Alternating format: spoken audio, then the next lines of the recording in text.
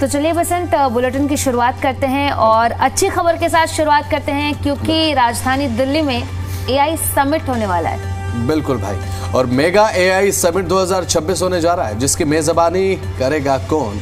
Bharat Mandapam. VIP movement देखने को मिलेगा। वीआईपी मूवमेंट ऐसा रहेगा कि ट्रैफिक सिग्नल भी सोच में पड़ जाए। तो दुनिया भर से 10,000 विदेशी डेलीगेट्स आ रहे हैं, लाखों रजिस्ट्रेशन हो चुके हैं और मंच पर नजर आएंगे ओपन एआई के सैम अल्टमैन समेत कई बड़ी हस्तियां। यानी कि दिल्ली में इन दिनों इंसानों से ज्यादा जो इंटेलिजेंस घूमेगी। बिल्कुल सही बात है, लेकिन ध्यान रहे यहाँ पर अकबर रोड, जनपथ, सरदार पटेल मार्ग, सी हेक्सागन, मथुरा रोड और आसपास के कई रास्तों पर डायवर्जन भी रहेगा। तो अगर आप सोच रहे हैं कि यहाँ पर बस 5 मिनट में निकल लेंगे तो भाई एआई भी आपको बचा नहीं पाएगा। ट्रैफिक रूट बहुत ज़्यादा डाइवर्ट रहने वाले हैं। अब ऐसे में ट्रैफिक को लेकर जानकारी है, आने वाले 4 से 5 दिन के लिए 16 से 20 तक जब ये पूरा का पूरा कार्यक्रम देखने को मिलेगा एआई समिट का, उस दौरान घर से अगर बाहर निकलेंगे तो आपके लिए बहुत ज़्यादा जरूरी है। सलाह यही है कि घर से थोड़ा पहले निकलें, ट्रैफिक अपडेट देख लें और गाड़ी से ज़्यादा दिमाग का इस्तेमाल करें। कुल मिलाकर दिल्ली में इस हफ्ते ट्रैफिक भी हाईटेक रहेगा और जाम भी इंटरनेशनल लेवल का मिलेगा भाई। तो राजधानी दिल्ली में 16 से 20 फरवरी 2026 तक होने वाले एआई समिट के मद्देनजर, यानी कि इसकी हम पूरी जानकारी हम अपनी अगली खबर में देंगे, लेकिन उसके पहले ट्रैफिक एडवाइजरी दे देते हैं क्योंकि घर से लोग जब निकलते हैं हाँ, बिल्कुल। तो बहुत सारी दिक्कतों का सामना लोगों को करना पड़ता है ना? बिल्कुल सही बात है। और अब एआई समिट के मद्देनजर पुलिस ने दिल्ली में कुछ जगहों पर स्पेशल ट्रैफिक मैनेजमेंट प्लान लागू कर दिया है। वो क्या है और आपके रास्ते किस तरीके से अब अलग होते हुए जाएंगे वो सुन लीजिए। भारत मंडपम यानी कि प्रगति मैदान में आयोजित होने जा रहे इस बहुत बड़े वैश्विक समिट में वीवीआईपी मूवमेंट के कारण कई सड़कों पर डायवर्जन और पाबंदियां रहेंगी। ओपन एआई के सैम अल्टमैन समेत कई बड़ी हस्तियां इसमें शामिल होंगी और इस समिट के लिए लाखों रजिस्ट्रेशन, जैसा कि सोनाली ने बताया कि शुरू हो चुके हैं, अभी तक हो भी चुके हैं। अब कौन कौन से रोड हैं जहां पर बताया जा रहा है कि कई रूट्स पर पाबंदियां लगाई गई हैं, वो जान लीजिए। कई सड़कें प्रभावित होंगी। अकबर रोड, तीन मूर्ति मार्ग और mother Teresa crescent, Sardar Patel मार्ग, इसके अलावा जनपथ, फिरोज शाह रोड और शांति पथ, सत्या मार्ग, अफ्रीका एवेन्यू, कमाल अतातुर्क मार्ग, एपीजे अब्दुल कलाम रोड समेत सी हेक्सागन, डॉक्टर जाकिर हुसैन मार्ग, इसके अलावा महात्मा गांधी मार्ग भी है। और ये वो जगह है जहां पर ट्रैफिक जो है पूरे तरीके से प्रभावित रहेगा। ऐसे में इन रास्तों से बचने की सलाह दी गई है सोनाली, और ये सलाह बहुत ज़्यादा ज़रूरी है भाई दिल्ली के लोगों को। बिल्कुल बसंत, अब एआई समिट हो रहा है, अब देश नहीं बल्कि विदेश से भी लोग आएंगे, तो ऐसे में ट्रैफिक तो प्रभावित रहना लाजमी है क्योंकि वीवीआईपी मूवमेंट देखने को मिलेगा। तो 12 से कब से समिट है? अभी फिलहाल 12 से नहीं, 16 से 20 के बीच समिट है। तो 16 से 20 के बीच में ये समिट है। आप देखिए 16 से 20 के बीच में अगर आप ऑफिस जाने की सोच रहे हैं तो जरा समय देख करके और साथ ही साथ जो ट्रैफिक एडवाइजरी है वो भी देखकर आप निकले, क्योंकि हम पहले से ही ट्रैफिक एडवाइजरी भी आपको बता रहे हैं और इसीलिए बता रहे हैं ताकि जब आप 16 से लेकर के 20 के बीच में अपने घरों से बाहर निकले तो समय देखकर निकले, टाइम देखकर निकले और ज्यादा से ज्यादा कोशिश करें कि पब्लिक ट्रांसपोर्ट का इस्तेमाल कर ले ताकि आप ट्रैफिक जाम में ज्यादा देर तक ना फंसे रहें। और 16 से 20 का समय अब इसलिए भी बहुत ज्यादा हो जाता है क्योंकि ये वीकेंड डेज नहीं पड़ते हैं 16 से 20 के बीच में, ये वीक डेज हैं जहाँ पर लोग ऑफिस से जाते हैं। वीकेंड पर तो चल भाई छुट्टी हो गई या फिर जल्दी अगर आप ऑफिस के लिए निकल रहे हो, ऑफिस से जल्दी निकल रहे हैं, जाम कम मिल सकता है आपको, है ना, ये चीज़ें होती हैं जो आपको बचा लेती है। लेकिन वीक डेज में आपको ऑफिस भी जाना है, आप पहले नहीं निकल सकते ऑफिस से ट्रैफिक से बचने के चक्कर में, तो ये चीज़ें प्रभावित ज़रूर करेंगे। वीक डेज में डाइवर्जन रहेगा और एआई समिट अब होने वाला है, उसके चलते ट्रैफिक सीधे तौर पर प्रभावित तो होगा। जैसा कि सोनाली ने अभी पूछा कि कब से कब तक, तो भाई 16 से 20 तारीख लिख लीजिए। घर से थोड़ा पहले निकलेंगे तो अच्छा होगा। और अगर घर में ब्रेकफास्ट करने के बजाय अगर आप सोच रहे हैं कि गाड़ी में ब्रेकफास्ट कर लिया जाए तो आपके लिए बेहतर होगा, तो अच्छा यही होगा कि घर से नाश्ता करने के बजाय गाड़ी में ब्रेकफास्ट कर ले, लेकिन थोड़ा सा पहले निकलिए क्योंकि डाइवर्जन अब 16 से 20 के बीच में देखने को मिलेगा। और दिल्ली का ट्रैफिक तो वैसे ही सोनाली इतना मशहूर है कि भाई दिल्ली के ट्रैफिक में जब आप निकलते हैं तो आधे घंटे से 1 घंटा कब होता है आपको पता नहीं चलता और बहाने के रूप में इस्तेमाल किया जाता है। यानी कि लोग बहाने भी खूब बनाएंगे 16 से 20 के बीच में कि बहुत लेट हो गए थे, अब एआई समिट चल रहा है उसके चक्कर में जाम मिल गया। बिल्कुल बसंत, अब ऐसे में आप ट्राई कीजिए कि मेट्रो का इस्तेमाल कर लीजिए। 4 दिन की बात है, मेट्रो का इस्तेमाल कर लीजिए और इससे आप जल्दी भी पहुंच जाएंगे, सुरक्षित भी पहुंच जाएंगे और ट्रैफिक में फंसने से भी बच जाएंगे। और साथ ही साथ ऑफिस में जो आप बहाने देंगे कि आज तो ट्रैफिक था बहुत, इसकी वजह से मैं लेट हो गया ऑफिस में या लेट हो गई, तो इस बहाने से भी आप बच जाएंगे। तो 16 से 20 इन दिनों में ट्रैफिक एडवाइजरी भी हमने बताई है और साथ ही साथ गूगल मैप देख करके उस दिन निकलें और कोशिश करें कि अगर आपको कार से ही जाना है तो ज्यादा समय लेकर के ही घर से आप बाहर निकलें। लेकिन मेट्रो में होता है ना, जैसा दिमाग अभी आप दौड़ा रही हैं ऐसा सभी लोग दौड़ा रहे होंगे कि भाई मेट्रो से चला जाए। तो मेट्रो में भी कभी कभी देखने को मिलता है भीड़ जब ज्यादा होती है तो आपकी मेट्रो मिस हो जाती है, आप मेट्रो में चढ़ नहीं पाते, भीड़ बहुत ज्यादा, कदम रखने तक की जगह नहीं बचती है। तो थोड़ा पहले निकले, अगर अपने निजी वाहन से निकल रहे हैं, सोनाली ने बिल्कुल ठीक कहा, समय ज्यादा लेकर निकलेंगे तो समय से पहुंचेंगे। और थोड़ा बहाना अब इन दिनों ज़्यादा देखने को मिलेगा 16 से 20 के बीच में। अब AI समिट के चलते ट्रैफिक डाइवर्जन तो हमने आपको बताया, तो अब AI समिट के बारे में थोड़ा जान लीजिए, क्योंकि पूरी दुनिया अब इंटेलिजेंस पर चल रही है भाई साहब। अब ये इंटेलिजेंस के बहुत शुरुआती कदम देखने को मिल रहे हैं। अब जो है दुनिया भर में इस समय जिस इवेंट की सबसे ज्यादा चर्चा है वो है इंडिया AI इम्पैक्ट समिट 2026। 16 फरवरी से 20 फरवरी तक का समय, नई दिल्ली का भारत मंडपम इसका वेन्यू है। और आयोजन सिर्फ एक कॉन्फ्रेंस नहीं है बल्कि भारत के डिजिटल भविष्य का एक बहुत बड़ा ऐलान है। अब सबसे पहले हम आपको यही बताते हैं कि ये जो इवेंट है ये इतना बड़ा क्यों है भारत के लिए भी और भारत के लिए भी और दुनिया के लिए भी, क्योंकि दुनिया में भी ये जो एक्सपो है इसके बारे में, जो AI समिट है इसके बारे में चर्चा हो रही है। तो सोचिए, एक ही मंच पर दुनिया की सबसे बड़ी टेक कंपनियों के बॉस बैठे और तय करें कि AI आने वाले समय में दुनिया और खास तौर पर भारत को कैसे बदलेगा। तो खास तो होगा ही और बड़ा भी होगा। अब जैसा कि सोनाली आपने बताया, बड़ा इंटरेस्टिंग लग रहा है कि मतलब तमाम टेक कंपनियों के बॉस एक जगह पर ऑन दी टेबल बैठकर अगर आने वाले समय में एक डिसाइसिव रणनीति तैयार करें कि भाई आने वाले समय में हमें AI को किस दिशा में लेकर जाना है और उसमें भारत का भविष्य कैसे रहने वाला है, तो ये अपने आप में बहुत इंटरेस्टिंग हो जाता है। और दर्शकों, ये बात आप समझ लीजिए कि आने वाला भविष्य भाई AI का है। अगर आप AI के साथ फ्रेंडली होंगे तो आपके लिए चुनौतियां, चैलेंजेस थोड़े कम हो जाएंगे, हर्डल्स थोड़े कम हो जाएंगे। लेकिन अगर AI को नहीं अपनाया तो ये हर्डल्स कई गुना बढ़ने वाले हैं, क्योंकि लोग अब लगातार AI पर शिफ्ट कर रहे हैं और इसके मद्देनजर भी ये इवेंट बहुत ज्यादा मायने रखता है। इस मंच पर आने वाले जो नाम हैं वो सुन लीजिए। अब गूगल से सुंदर पिचाई, नाम आपने सुना होगा। सैम ऑल्टमैन ओपन AI से संबंध रखते हैं और जेनसन हुआंग और साथ ही टेमिस हसाबिस, ये वो महत्वपूर्ण नाम है जो कि पहुंचने वाले हैं, उसमें शामिल होंगे। 19 फरवरी को प्रधानमंत्री नरेंद्र मोदी भी इसे संबोधित करेंगे और प्रधानमंत्री नरेंद्र मोदी फोकस्ड रहते हैं आर्टिफिशियल इंटेलिजेंस को लेकर, टेक को लेकर, टेक्नोलॉजी को लेकर। आने वाले समय में किस तरीके से हमें अपनी टेक्नोलॉजी को बढ़ाते हुए अपने देश को विकसित करना है, मोदी से लेकर बहुत फोकस्ड रहते हैं। हमने देखा है प्रधानमंत्री नरेंद्र मोदी कई बार इस चीज का जिक्र कर चुके हैं। यानी कि मतलब साफ है, दुनिया की नजर भारत पर है और भारत की नजर अपने भविष्य पर। बिल्कुल बसंत, सही कह रहे हैं आप। अब ये समिट असल में करेगा क्या, वो भी जरा हम अपने दर्शकों को बता देते थोड़ा हैं। तो आप मुझे भी बताइए कि भाई ये समिट होने जा रहा है, अब पूरी दुनिया में बोलबाला है AI समिट 2026 भारत मंडपम में होगा क्या, वो बताइए। बिल्कुल बसंत, इसे 3 आसान हिस्सों में हम आपको समझा देते हैं। पहला है कि AI आम लोगों के लिए कैसे काम आएगा, मतलब ये समझाया जाएगा कि कैसे काम करेगा। अब जैसे कि अस्पतालों में AI का कैसे इस्तेमाल करें और उससे बेहतर इलाज कैसे करें, किसानों के लिए स्मार्ट खेती कैसे करें, बच्चों के लिए स्मार्ट पढ़ाई, सरकारी कामकाज में तेजी। तो बड़ा इंटरेस्टिंग सा है, मतलब ऑफिस, कॉर्पोरेट सेक्टर में भी, ऑफिस में भी मतलब इसका यूज कैसे आप कर सकते हैं। मुझे लगता है कि इसके बारे में भी इसमें जानकारी दी जाएगी, है ना, और आने वाले समय में इसकी दिशा तय की जाएगी।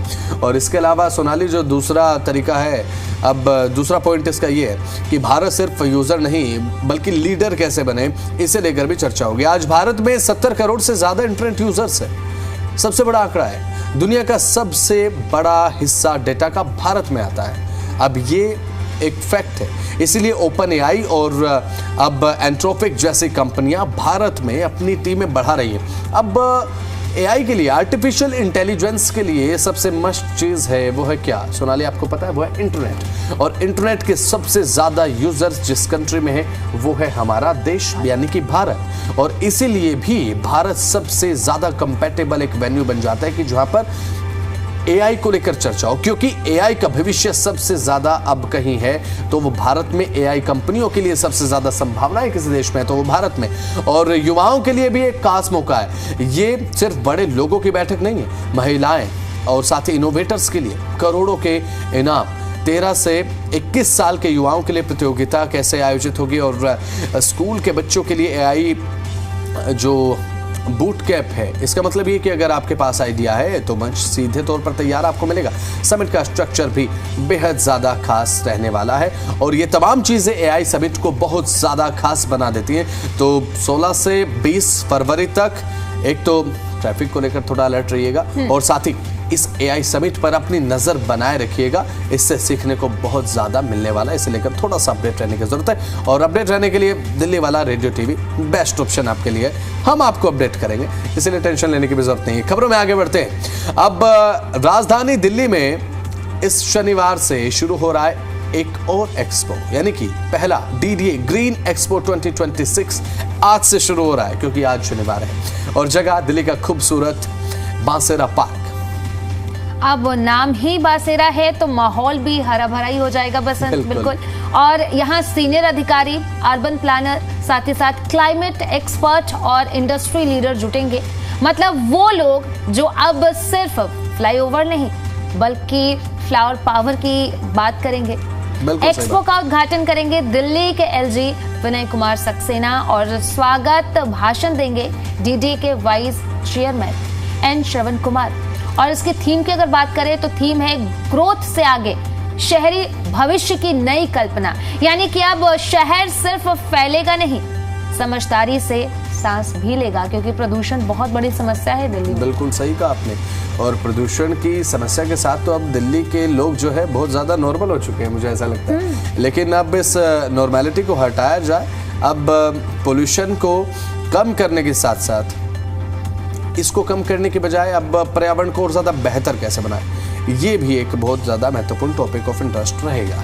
हीट वेव से निपटने, बाढ़ बचाव, नेचर बेस्ड इंफ्रास्ट्रक्चर और सर्कुलर फूड सिस्टम जैसे मुद्दे तक यहाँ पर चर्चा का विषय रहेंगे, ताकि आने वाले समय में एसी से ज्यादा काम पेड़ करें दिल्ली में।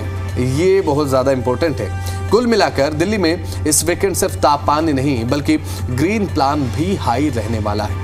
और ग्रीन प्लान बनाना तो भाई बहुत ज़्यादा ज़रूरी भी है। अब सोनाली, आपने भी सुना होगा, रेखा गुप्ता जी मुख्यमंत्री हैं जो राजधानी दिल्ली की, वो लगातार कहती हैं कि भाई हमें क्लीन दिल्ली बनानी है, ग्रीन दिल्ली बनानी है। समय तो लगेगा, नारा छोटा है, अब ये बात छोटी है, क्लीन दिल्ली, ग्रीन दिल्ली, लेकिन इसके पीछे के एफर्ट्स और इसके पीछे की मेहनत एक बहुत बड़े स्केल पर होने वाली है, ये जान लीजिए। अब ये देखना दिलचस्प होगा, क्या देखना दिलचस्प होगा वो बता देते हैं। क्या इस बार शहर सच में थोड़ा और ठंडा, थोड़ा स्मार्ट या फिर थोड़ा और ज्यादा ग्रीन हो पाएगा, ये अपने आप में बहुत बड़ा सवाल है भाई। बिल्कुल बसंत, 2 दिन का पहला डीडीए ग्रीन एक्सपो 2026 शनिवार यानी कि आज से दिल्ली डेवलपमेंट अथॉरिटी यानी कि डीडीए के बासेरा पार्क में होगा। इसमें जैसा कि मैंने पहले बताया कि सीनियर अधिकारी, अर्बन प्लानर और सारे लोग एक साथ इकट्ठा होंगे और इस पर वो चर्चा करेंगे, बातचीत करेंगे कैसे दिल्ली को क्लीन और ग्रीन बनाया जाए, खासतौर पर ग्रीन बनाया जाए, क्योंकि प्रदूषण से लोग का हाल जो है वो बेहाल रहता है। ऐसे में ये सबसे ज्यादा जरूरी है कि प्रदूषण को कैसे कम किया जाए, दिल्ली को और ग्रीन कैसे बनाया जाए, ये बहुत ज्यादा जरूरी है। और सोनाली भी लगातार इसे लेकर भाई अपडेट करती रहती है कि भाई किस तरीके से अब दिल्ली को ग्रीन बनाया जाए। और सोनाली का इसमें खास इंटरेस्ट है कि भाई पेड़ पौधे ज़्यादा लगाए जाए, ग्रीनरी को बहुत ज़्यादा प्रेफर करती है सोनाली समय समय पर। तो चलिए इसी के साथ खबरों में आगे बढ़ते हैं और लेकिन उससे पहले ज़रा आपको एक जानकारी हम दे देते हैं, क्योंकि हमारा जो कार्यक्रम है दिल्ली वाला रेडियो टीवी, एक ऐसा कार्यक्रम जो केवल आपके लिए, और आप इसमें हमारे साथ जुड़ भी सकते हैं। वो कैसे? अब एक्स के माध्यम से आप हमारे साथ जुड़ सकते हैं, यानी कि जो कि पहले ट्विटर था, अब एक्स प्लेटफॉर्म हो चुका है। अब हैशटैग दिल्ली वाला रेडियो टीवी, आप अपना टॉपिक हमें बताइए। एक्स हैंडल हमारा है सोनाली रे 29 यानी कि 29 और इंस्टा हैंडल पर भी आप हमारे साथ जुड़ सकते हैं और हैशटैग दिल्ली वाला रेडियो टीवी यूज़ करने के बाद आप अपना टॉपिक हमें बताएंगे तो हम आपके टॉपिक को उठाने का काम करेंगे, हम आपके टॉपिक पर डिस्कशन करेंगे हमारे इस खास कार्यक्रम में। और हमारे पास जिस तरीके से हमारे दर्शकों की डिमांड आती है कि भाई जिस टॉपिक पर बात करनी हम उस पर बात करते हुए सुना लें, और ये हमारे कार्यक्रम को स्पेशल बनाता है। बिल्कुल बसंत, अगर आपकी कोई भी समस्या या फिर चाहते हैं कि हम आपके टॉपिक ऑफ इंटरेस्ट पे बात करें तो आप हैशटैग दिल्ली वाला रेडियो टीवी पर जा सकते हैं और यहाँ पर जा करके आप वो टॉपिक लिख सकते हैं और उसके नेक्स्ट डे ही हम ट्राई करेंगे कि उस टॉपिक पर इस शो में हम जरूर चर्चा करें। अब इसी के साथ खबरों में आगे बढ़ते हैं बसंत। राजधानी दिल्ली के खेल इतिहास में एक नया और भव्य अध्याय जुड़ चुका है। मुख्यमंत्री रेखा गुप्ता ने ऐतिहासिक छत्रसाल स्टेडियम में खेलो दिल्ली खेल महाकुंभ का शानदार शुभारंभ किया है और ये दिल्ली सरकार द्वारा आयोजित पहला राज्य स्तरीय मेगा स्पोर्ट्स फेस्टिवल है जिसे राजधानी की सबसे बड़ी ग्रॉस रूट खेल पहल माना जा रहा है। और इस महाकुंभ के आधिकारिक मैस्कॉट रणवीर का भी अनावरण यहाँ पर किया गया है और साथ ही अब जो कि युवा ऊर्जा और जोश का प्रतीक भी है। अब ऐसे में सीधे तौर पर प्रधानमंत्री की विजन से प्रेरित ये पहल है क्योंकि प्रधानमंत्री लगातार खेलों को बढ़ावा देने के लिए नजर भी आते हैं और किस तरीके से खिलाड़ियों को प्रोत्साहित करते हैं, खुद बातचीत करते हैं और ताकि इंडिया का नाम यानी कि हमारे भारत का नाम बहुत ज़्यादा हो खेलों की दुनिया में ऑलरेडी हमारे इंडिया का नाम है भाई। और ये आयोजन प्रधानमंत्री नरेंद्र मोदी के विजन से प्रेरित है जैसे कि हमने आपको बताया और साथ ही अब खेलो इंडिया मिशन और फिट इंडिया मूवमेंट की तर्ज पर शुरू किया गया एक उद्देश्य है। इसका उद्देश्य ये है कि युवाओं को खेलों से जोड़ना, जैसा कि हम आपको लगातार बता रहे हैं कि युवाओं को खेलों से कनेक्ट कैसे किया जाए क्योंकि आज के समय में हम देख रहे हैं कि सभी का दिमाग केवल कंप्यूटर की तरफ दौड़ता है, कंप्यूटर में, मोबाइल में, है ना। इन चीज़ों से हटकर भी एक चीज ऐसी बनाकर देना जिसमें अपना भविष्य तराश सके कोई भी खिलाड़ी और खेलों को ज़्यादा बढ़ावा दिया जाए। और खेल खेलना तो वैसे भी बहुत ज़्यादा ज़रूरी है। अब आपकी फिजिकल ट्रेनिंग हो जाती है, आपका सर्वांगीण विकास होता है। अगर आप कोई खेल खेलते हैं, फॉर एग्जांपल आप क्रिकेट खेलते हैं या फिर कुछ भी आप खेलते हैं, कोई भी स्पोर्ट्स अगर खेलते हैं तो आपके लिए बहुत ज़्यादा ज़रूरी भी होता है। तो चलिए अब ऐसे कड़ी में खबरों में आगे बढ़ते हैं। राजधानी अब अच्छे तरीके से यात्रियों की सुरक्षा का ध्यान रख रही है। अब राजधानी नई दिल्ली में पैदल यात्रियों की सुरक्षा और ट्रैफिक जैम की समस्या को कम करने के लिए एक बहुत बड़ा कदम उठाया जा रहा है। बिल्कुल बसंत, शहर के 60 से अधिक स्थानों पर फुट ओवर ब्रिज यानी कि FOB के निर्माण की मांग की गई है। PWD ने कई जगहों पर फिजिबिलिटी स्टडी यानी कि व्यवहार्यता अध्ययन शुरू करने की योजना भी बनाई है ताकि ये तय किया जा सके कि किन स्थानों पर पुल बनाना संभव है और कहां पर बनाना आवश्यक है, कहां बना सकते हैं और कहां पर सबसे ज्यादा जरूरी है। इन जगहों पर होगी फिजिबिलिटी स्टडी। हम आपको वो जगह भी बता देते हैं जहां पर फिजिबिलिटी स्टडी की जाएगी। पूर्वी दिल्ली में गुरु गोविंद सिंह इंद्रप्रस्थ विश्वविद्यालय के पास सत्यम एन्क्लेव में देखा जाएगा। निर्माण की संभावना यहाँ पर भी जांची जाएगी कि यहाँ पर फुट ओवर ब्रिज जो है वो बन सकता है या फिर नहीं बन सकता।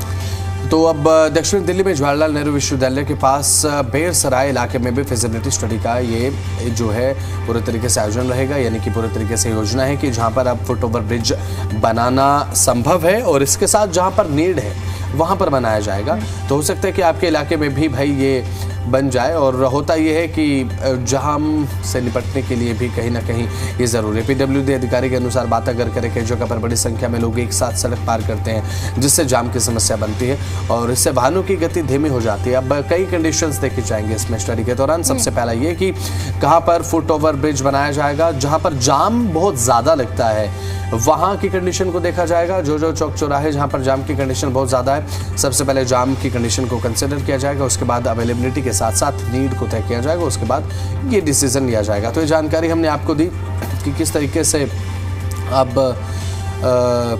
विकास होगा, किन विधानसभा क्षेत्रों में अब कितनी मांग है। महरौली में 10 स्थान ऐसे हैं, बवाना में 8 स्थान ऐसे हैं जहाँ पर डिमांड है, नरेला 6, जनकपुरी 5, मोतीनगर 4, और महरौली क्षेत्र में बात अगर करें तो अंधेरिया मोड़, छतरपुर मेट्रो स्टेशन, कुतुब मीनार के पास और बेड़सराय बुक मार्केट जैसे स्थान शामिल है जहां पर ये संभावनाएं नजर आती हैं। अन्य प्रमुख स्थान जो है वो कीर्तिनगर मेट्रो स्टेशन है, मायापुरी फ्लाईओवर, भारत दर्शन पार्क, गीता कॉलोनी और रानी गार्डन है। साथ ही साथ और भी जगह हैं जैसे कि वेलकम इलाका है, वेलकम मेट्रो स्टेशन के पास, नंदनगरी डिपो है, रोनी सेक्टर 24 और 25 है, नेशनल हाईवे 44 पर सिंधु गांव और खेड़ा कला के पास भी है। अब क्यों जरूरी है वो भी जरा हम जल्दी से दर्शकों को बता देते हैं। दिल्ली की कई सड़कें ऐसी हैं जहां पर बड़ी संख्या में लोग रोजाना पैदल सड़क पार करते हैं। इससे न सिर्फ ट्रैफिक जाम होता है बल्कि जान का भी खतरा होता है। अब ऐसे में जरूरी है कि इसके लिए फुटेबल ब्रिज बनाया जाए ताकि लोगों को सुविधा मिल सके और इसी के साथ साथ ट्रैफिक जाम की जो समस्या है इससे भी निजात मिल सके। बिल्कुल, तो चलिए इसी के साथ अब खबरों में आगे बढ़ते हैं। तो अब डिस्कशन करते हैं सोने और चांदी के भाव को लेकर। तो भाई अब 24 कैरेट सोने का भाव प्रति 10 ग्राम के हिसाब से 1,55,920 रुपए है आज, और चांदी का जो दाम है वो 1 किलोग्राम के हिसाब से 2,79,900 रुपए है। सोनाली, पिछले कुछ समय में तो बढ़ते और घटते दाम बहुत आकर्षित कर रहे हैं लोगों को। बिल्कुल बसंत, लगातार जिस तरीके से सोने और चांदी के दाम, खासतौर पर चांदी के दाम बढ़ रहे हैं और घट रहे हैं, इससे तो अब लोग भी सोच रहे हैं ले या फिर ना ले, दे आर एक्चुअली कंफ्यूज्ड। तो इट्स बेटर कि आप थोड़ा इंतजार कर ले, उसके बाद जब स्टेबिलिटी आ जाए उसके बाद ही आप खरीदने की सोचें। अब चलिए बसंत आगे बढ़ते हैं, और अगर आप भी आज फ्यूल स्टेशन जाने वाले हैं, उसका रुख करने वाले हैं, तो सबसे पहले हम आपको पेट्रोल, डीजल और इसी के साथ साथ सीएनजी की कीमत बता देते हैं। बात करें दिल्ली की तो पेट्रोल की कीमत है 94.74 पर लीटर, डीजल की कीमत की बात करें तो ये है 87.62 प्रति लीटर, और अगर सीएनजी की कीमत की बात करें दिल्ली में तो ये है 77.09 प्रति किलोग्राम के हिसाब से। तो नोएडा में पेट्रोल के लिए आपको चुकाने होंगे 95 रुपये 5 पैसे प्रति लीटर के हिसाब से, 88 रुपये 19 पैसे प्रति लीटर डीजल है, और सीएनजी के दाम है प्रति किलोग्राम के हिसाब से 85 रुपये और 70 पैसे प्रति। और गुरुग्राम की अगर बात करें बसंत तो पेट्रोल की कीमत है 94.93 पर लीटर के हिसाब से, साथ ही साथ अगर बात करें डीजल की तो ये 87.79 प्रति लीटर, और सीएनजी की कीमत की बात करें तो 82.12 प्रति किलोग्राम है। तो ये जानकारी हमने आपको दी। तो